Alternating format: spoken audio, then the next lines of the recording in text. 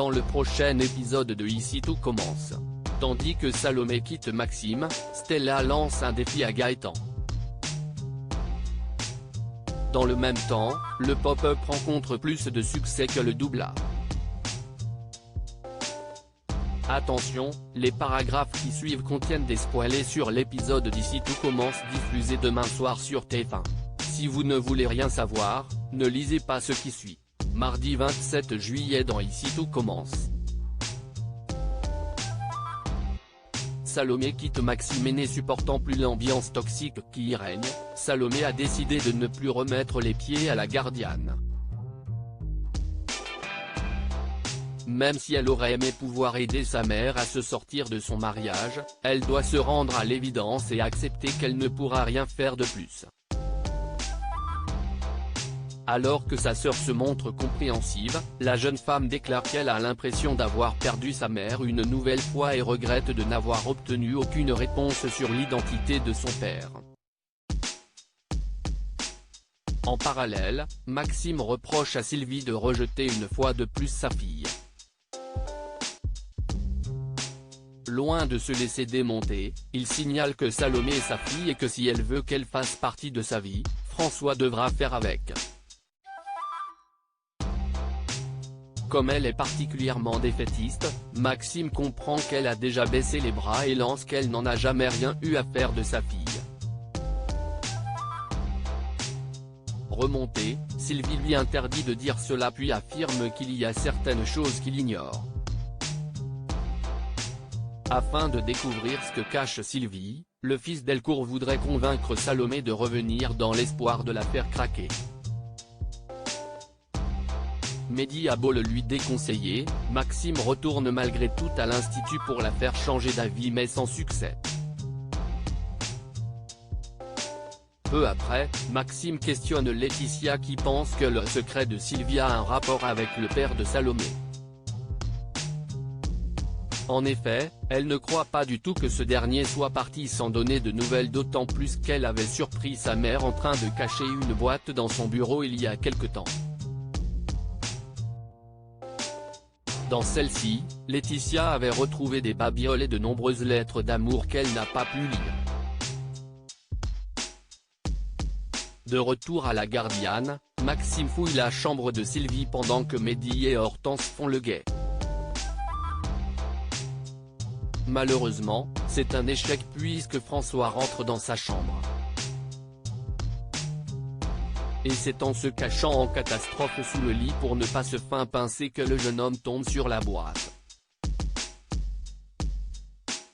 Une fois François parti, Hortense s'empresse de rejoindre Maxime avec lequel elle lit les lettres signées d'un certain Roméo. Dans la mesure où elles ont été rédigées juste avant la naissance de Salomé, ils en viennent rapidement à la conclusion que l'auteur de ces courriers n'est autre que son père. Par la suite, Maxime fait part de sa découverte à Salomé.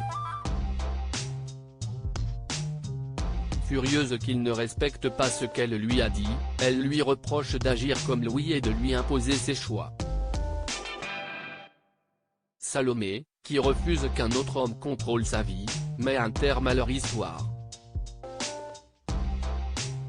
Stella lance un défi à Gaetano Marésalan. Gaëtan voit d'un très mauvais œil l'arrivée de Stella dans son mobile home.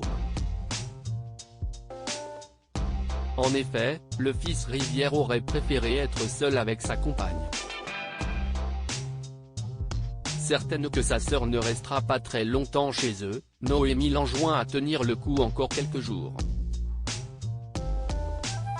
Au moment où ils s'embrassent, Stella les rejoint pour le petit déjeuner puis critique son beau-frère sur ses habitudes alimentaires. Des propos qui semblent fortement agacer le jeune homme. Plus tard, Stella sollicite l'avis de Gaëtan sur un programme sportif qu'elle aimerait présenter à ses abonnés. Bien qu'ils soient tous les deux profs de sport, Gaëtan ne prend pas sa belle-sœur au sérieux. Cette dernière le met donc au défi d'arriver à suivre son programme. Mais après 1 heure de compétition, Gaëtan et Stella sont à égalité. Pour se départager, ils décident alors d'enchaîner les burpees. Le premier qui craquera aura perdu. Tandis que Stella déclare rapidement forfait, Gaëtan laisse exploser sa joie. Bluffé par son programme, Gaëtan lui présente néanmoins ses excuses pour ne pas avoir cru en elle. Le pop-up rencontre plus de succès que le double alors que Louis s'amuse à le taquiner sur le manque de clientèle de son restaurant. Théo rétorque avec enthousiasme qu'il affiche complet pour le service du midi. Et de préciser qu'ils ont été obligés d'inscrire les clients sur liste d'attente face à l'afflux de demandes. Pour sa part, Louis assure que la clientèle du double ne désemplit pas. En réalité le restaurant n'a eu que 5 réservations pour le midi, ce qui est très calme pour la saison. Avant le coup de feu, Louis choisit de préparer un coussin de truite de mer pour le plat du jour du restaurant. Tandis que Greg juge le plat un peu trop classique à son goût, Louis le remet immédiatement à sa place.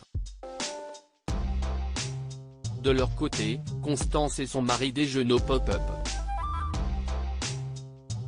Lorsque sa femme se réjouit du succès de leur fils, Emmanuel finit par reconnaître qu'il se débrouille bien et qu'il n'a pas volé son succès. Cependant, il aimerait qu'il ne relâche pas ses efforts mais Constance est persuadée que cela va le faire. En fin de journée, Greg se confie à Elliot sur son accrochage avec Louis. Comme il lui fait remarquer que c'est lui qui a choisi de travailler au double A, le fils de Lobel le prend mal et reproche à Elliot de ne pas être à son écoute.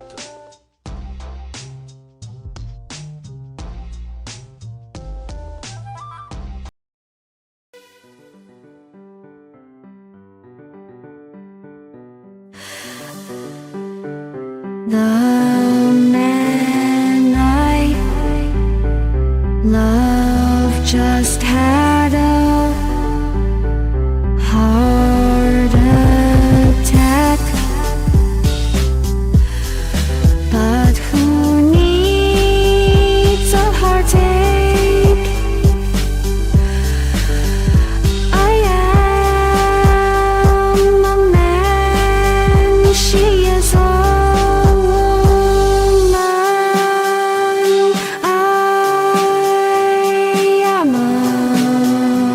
she is a